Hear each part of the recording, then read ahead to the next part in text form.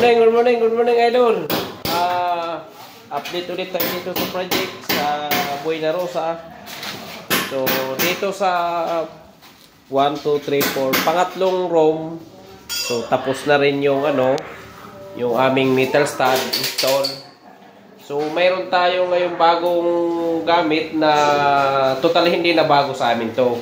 Matagal na namin ginagawa. So, para hindi na ganun ka-hassle, tulad nung panahon ay pako lang ang pinapako natin sa sa mga wall.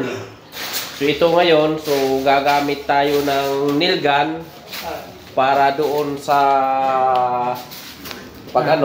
ayan nail gun po yan. So yan, napakaganda na, hindi na tayo magbabarena, hindi na tayo magpapako. Kahit sa tiles pwede po yan, yung nail gun na yan. Napakaganda gamitin po yan mga idol. So yan, napakatibay ng yan, napakatibay ng kawaya yan. Nail gun po binabalak namin dyan mga idol. Sa na yan, sa mga wall. Kaya wala tayong problema na. So ayan, nail gun ulit yan, idol, yung ginagawa natin sa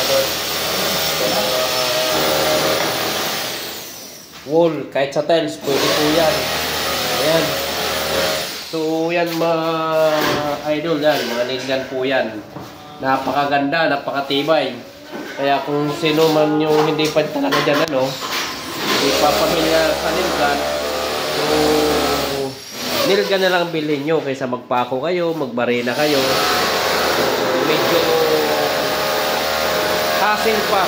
Delikado pa pag delikado pa pag pako.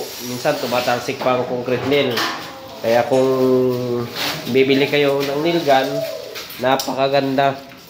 So ito yung nail gun natin. So ito yung mga idol. Ito yung nail gun natin. Makita po ang tatak niyan, idol. Makita sana naman. Yan napakaganda niyan mga idol. So mabibili nyo yan sa sa Shopee. So nasa 1,000 plus lang yan, idol. Ito mga bala natin ng nail gun mga idol to. So pero hindi po yan ganun kadali. Medyo malakas ang tunog nito. So pag kailangan nyo, pag may nail gun kayo, bumili rin kayo para sa tainga, para hindi kayo mabingi. Ayan yung pinapanlagay namin sa tainga, yung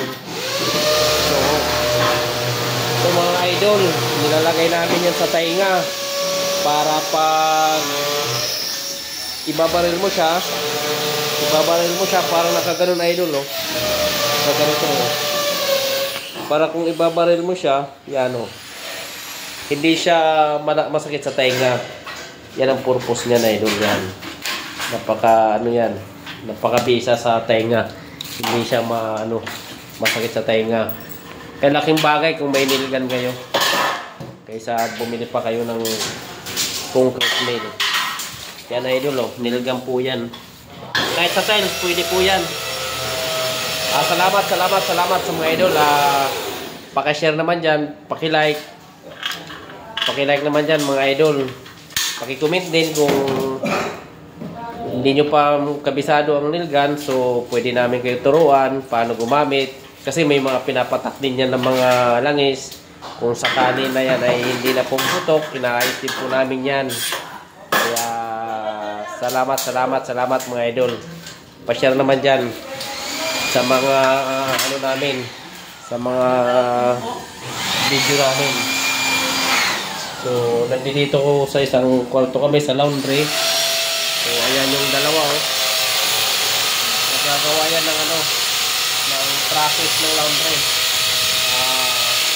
Polycarbonate din yan. Idol. Okay, salamat.